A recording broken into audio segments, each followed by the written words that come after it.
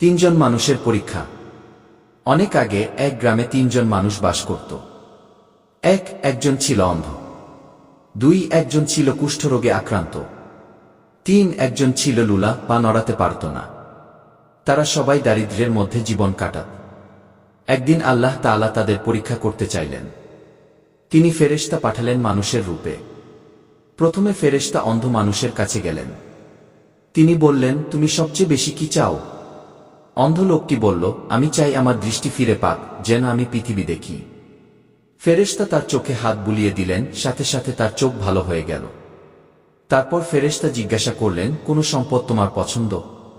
লোকটি বলল, আমি উট চাই। ফেরেশতা তাকে একটি সুন্দর গর্ভবতী উট দিলেন এবং দোয়া করলেন, আল্লাহ যেন তা বরকত দেন। এরপর ফেরেশতা গেলেন কুষ্ঠরোগীর কাছে। তিনি জিজ্ঞাসা করলেন, তুমি কি চাইছ? লোকটি বলল, আমার সুন্দর ত্বক, যাতে মানুষ আমার কাছ থেকে দূরে না থাকে। ফেরেশতা তার গায়ে হাত বুলিয়ে দিলেন, রোগ চলে গেল, ত্বক সুন্দর হয়ে গেল। তিনি জিজ্ঞাসা করলেন, তোমার পছন্দের সম্পদ কি? লোকটি বলল, গরু। ফেরেশতা তাকে একটি গর্ভবতী গাভী দিলেন। শেষে ফেরেশতা গেলেন লুলা মানুষের কাছে। তিনি বললেন, তুমি কি চাইছ? লোকটি বলল, আমি সুস্থ হতে চাই, যেন হাঁটতে পারি। ফেরেশতা হাত বুলিয়ে দিলেন, সে সুস্থ হয়ে গেল। তিনি জিজ্ঞাসা করলেন, তোমার পছন্দের সম্পদ? লোকটি বলল, ছাগল। ফেরেশতা তাকে একটি গর্ভবতী ছাগল দিলেন। বছর কয়েক পর তাদের সম্পদ বেড়ে গেল, উট, গরু আর ছাগলের বড় বড় পাল তৈরি হল। তারপর ফেরেশতা আবার এলেন, কিন্তু এবার দরিদ্র মানুষের ছদ্মবেশে।